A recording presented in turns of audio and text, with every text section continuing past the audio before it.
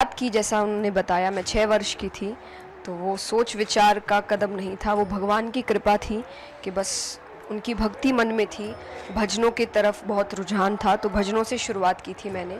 हाँ, उसके कुछ वर्ष बाद मैंने कथा सुनी स्वामी श्री राम सुखदास जी महाराज की, नानी बाई का मायरा, और वो कथा मुझे बहुत अच्छी लगी और उसके बाद मन में इच्छा आई कि ये कथा मुझे भी करनी है। और फिर मैंने उसकी जब तैयारियां शुरू करी, काफ़ी समय लगा और कथा क्षेत्र में मैंने उस कथा के साथ नानी बाई का मायरा प्रवेश किया। पहली दफा जब आपका भजन किसी चैनल पर दिखा और उसे आपने स्वयं देखा, तब आपको कैसा फील हुआ था? पता नहीं, मुझे अच्छा नहीं लगता है खुद को देखना तो हाँ, सब देखे, माता पिता ने देखा, उन्हें अच्छा लगा, उन्होंने गलतियाँ बताई। फीडबैक कैसा मिला? फीडबैक अच्छा मिला, बहुत अच्छा मिला। और देखिए, भगवान का कार्य आप करते हैं तो फीडबैक हमेशा आपको अच्छा ही मिलता है। और प्लस आप कुछ भी करिए, मेहनत के साथ करें, अपनी इच्छा के साथ, मन के साथ करें, तो वो कार्य अच्छा ही होता है।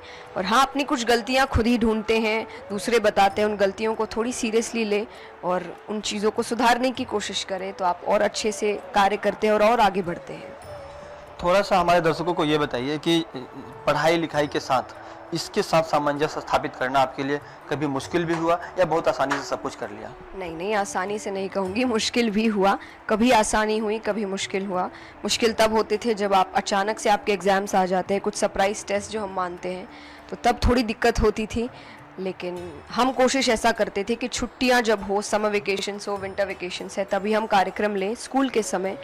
और एग्ज़ाम्स आने वाले होते तो 1 महीने पहले हम कार्यक्रम बंद कर देते थे, ताकि 1 महीने तक सिर्फ और सिर्फ पढ़ाई पर ही ध्यान हो। तो ऐसे कोशिश की बैलेंस बनाने की। कभी आसानी हुई, कभी थोड़ी मुश्किल हुई, लेकिन भगवान ने पार कर दिया।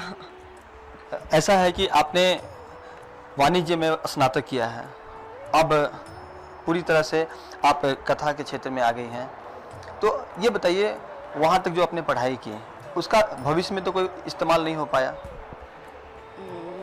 इस्तेमाल नहीं, पर मैं ये कहूँगी एजुकेशन आपको, आपके माइंड को शेप करता है, आपके बिहेवियर को बनाता है, आपको सही गलत के बीच फ़र्क बताता है और दुनिया में कैसे रहना है, सांसारिक जीवन, सांसारिक बातें, कुछ चीज़ें हैं जिनका आपको वो ज्ञान भी देता है, चाहे थोड़ा बहुत ही कहूँ मैं, अकाउंट्स हो या चीज़ें हैं, उन चीज़ों को समझ तो आपको मिलती ही है और वो कहीं ना कहीं आपके इस्तेमाल में आती है।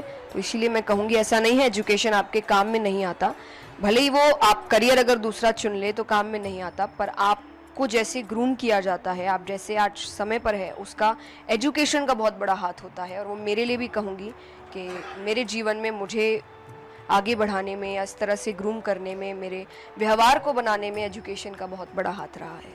आज के जो युवा हैं, खास करके सबसे अधिक नशा से पीड़ित हो रहे हैं। नशे की वजह से ऐसी कोई खराब काम नहीं है जो करने से वो नहीं चूकते हैं। इसके अलावा ये जो खास करके नशा के साथ साथ उनमें सोशल मीडिया के प्रति सुबह से लेकर शाम तक उसी से चिपके रहना, मोबाइल से चिपके रहना, ये चीज़ें आती हैं, तो वो पुनः अपने निजी कार्यों को भी करें और समाज में अपना कंट्रीब्यूशन करें, साथ ही अध्यात्म की ओर जाएं। इसके लिए आप उन्हें किस तरह का मैसेज देंगे? सबसे पहला मैसेज तो देखिए, हम जो बचपन से सुनते आ रहे हैं, चाहे मेरे माता पिता हो, कोई भी, खाली दिमाग शैतान का घर।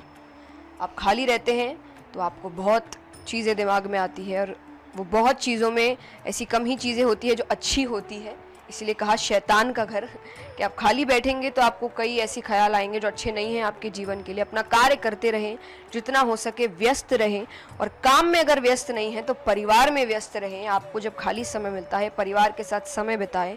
और आज का जो समय चल रहा है, जब हम थोड़ी बेसिक एजुकेशन के बाद बच्चे बाहर पढ़ने चले जाते हैं, माता पिता अलग रह रहे हैं, बच्चे अलग रह रहे हैं, एक अलग अलग जीवन हो गया है, तो बहुत ज़रूरी है कि जितना समय आपके पास है उतना समय आप अपने परिवार के साथ बिताएं। माता पिता के लिए भी मैं यही बात कहूँगी, जो कार्य कर रहे हैं तो बच्चों को आप समय दें, अपना एक बैलेंस बना कर रखें, क्योंकि बच्चों को जब घर में प्यार नहीं मिलता या वो दोस्ती नहीं मिल रही तो वो बाहर ढूंढने की कोशिश करते हैं।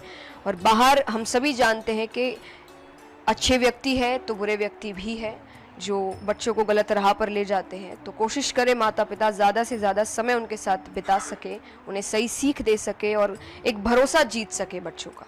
एक अवधारणा है कि महाभारत से जुड़ी हुई चरित्रों के पोस्टर्स या उनके चरित्र से जुड़ा हुआ कोई फोटो या फिर उससे जुड़ी हुई किताबें अपने घरों में नहीं रखनी चाहिए, इससे क्लेश बढ़ता है। इसमें किस तरह की सत्यता है या फिर पूरी तरह से ये मिथक है?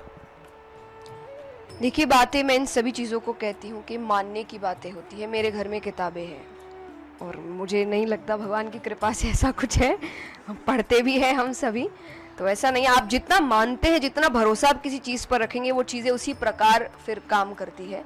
तो आप भगवान पर भरोसा देखिए, जहाँ भगवान है वहाँ कुछ भी गलत नहीं है।